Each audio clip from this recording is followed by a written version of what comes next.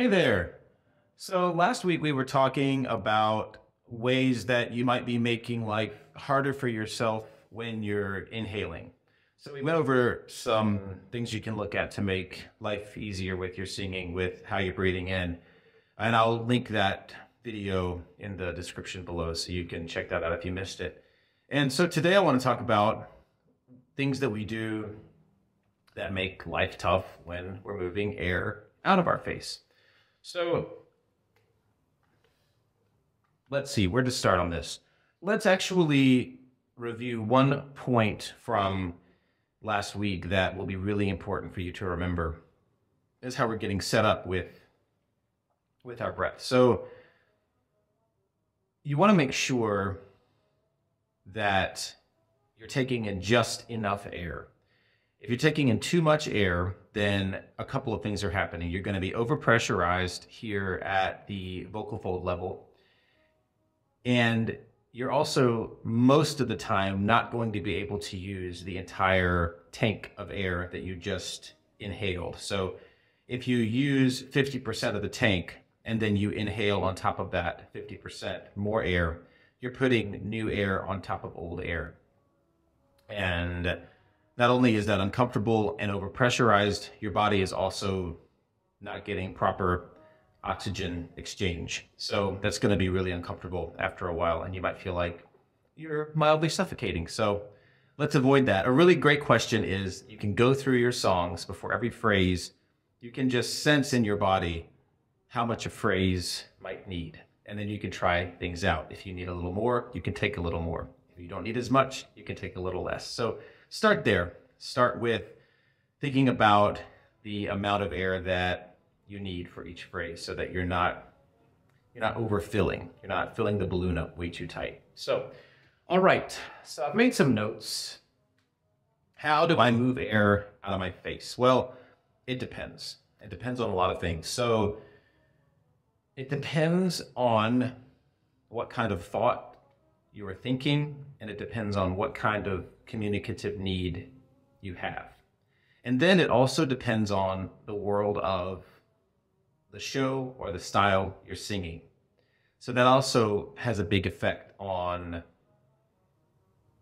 how you're moving air out of. So I think there are two very helpful and clarifying questions we can ask ourselves as theater singers when we are singing anything, and they are: who do I believe I am?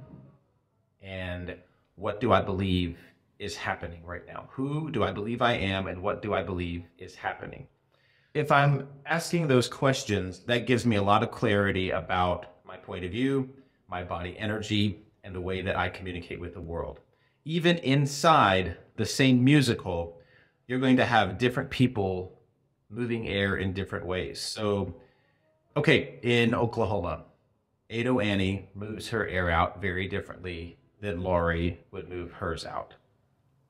In Ragtime, Cole House is going to move his air very differently than Emma Goldman moves her air. Two very different characters, very different actions, arcs, points of view, identities.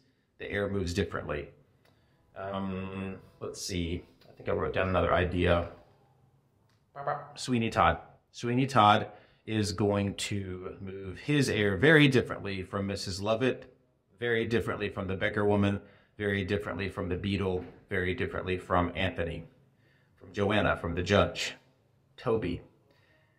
Same dramatic world, very different people, humans, identities, inhaling differently, exhaling differently, believing different things, communicating different things. So rather than a one-size-fits-all idea about how to breathe, breathing is very particular to the person you believe you are in that moment and what you believe is happening in that moment. So there are umbrella ideas like don't breathe in too much. That will be helpful, but it is a very individual discernment from character to character, from song to song. So it's really important that you develop the skill of observing your body, listening to your body. Just seeing if the student was there yet. Listening to your body, observing your body to see how the body wants to move air out.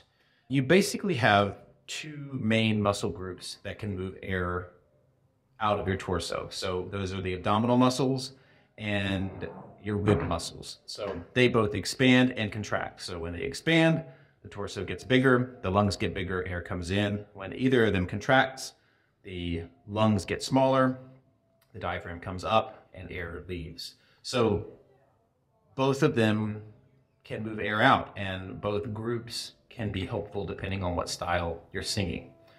So let's see here. Okay, here is a general rule that I think applies most of the time. You want your air to move in a very elastic, smooth, measured, maybe generously free way. It moves slowly because we're singing across time. It's different when we sing because we're moving across a phrase of music in time, which is different than how we speak. There are some similarities, but the air moves more slowly. So we want the air to move in a free and efficient, and I like to say elastic way. Now, with that said, you can use these different muscles in different ways. So here are two examples. If you take it to Rodgers and Hammerstein world, if you're playing Julie or Billy and you're singing If I Loved You, let's see, what's their first pitch? Okay, E flat. Okay, that's just the first three notes of If I Loved You. So if I need to communicate to Billy or to Julie the refrain of this song, and my first sentence is, if I loved you. I'm in the presence of someone new. I'm interested in them. My inhale will be affected by that. Then, what am I believing? Who am I? Who am I if I'm Billy? Who am I if I'm Julie? Then, how will those first few words come out in that communication? What occurs to me is, I'm protective of my heart. I don't say I love you. I say if I loved you. In fact, if I'm Billy, I never say it. I don't think. Does he say it later? I don't think he does. And I think Julie only says it when he dies. So neither of them are capable of saying it. So I breathe that in.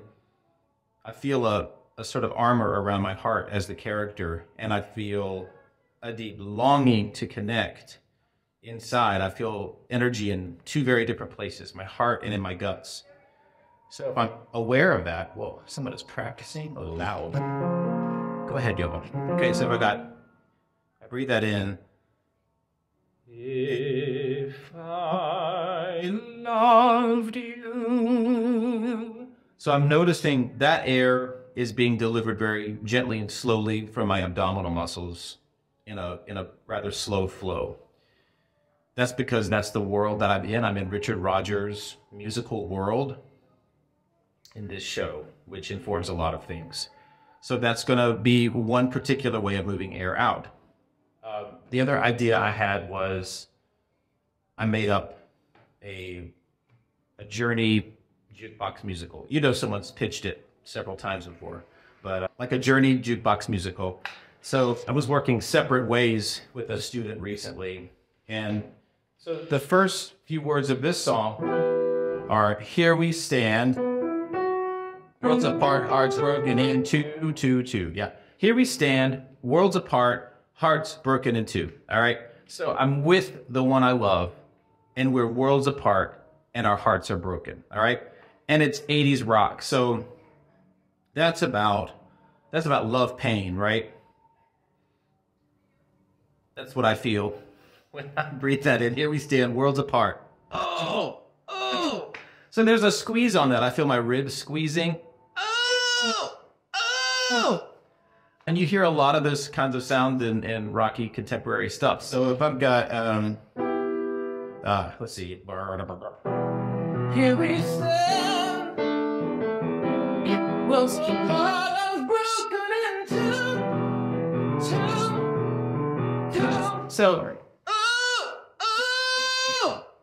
my ribs are kind of squeezing there. Does it hurt? Yep. So that's sort of the vibe on that. Very different. If I tried to move my air through that way, if I loved you, it wouldn't be such a, it wouldn't fit the world. If I tried to move my air through separate ways, the way Julie Jordan moves her air through If I Loved You, that wouldn't work so well. So that's how it's really situational. But again, if you just think about those two questions, who do I believe I am? And what do I believe is happening? It clarifies a lot. Then you're able to observe how your body wants to communicate that. And that can become technique. So I can know from looking at separate ways that a little bit of rib squeeze gives me a little bit more pressure and a little bit more feeling in the sound. Whereas if I let my rib cage float open and I'm delivering in a flow phonation with slowly moving abs. This is my belly button and that's my spine, PS. The abs coming in very slowly and delivering that air out through an open heart that wants to share with an audience, even though I want to guard it from Julie or from Billy. Very different ways of moving air out. So that is the answer. It depends, which is terrific. There are some rules that will help you, or guidelines, principles that will help you. I'm trying to avoid the word rules lately. They can be really constraining, but depending on who I believe I am, what I believe is happening in this situation, that's going to affect how I breathe a thought in and how I give a thought out. That's the word on the exhale today. So if you have any questions on this, just reach out. You can comment below or you can email me, dan@dancalloway.com. And I'd be happy to help you out. So just reach out if you have any questions.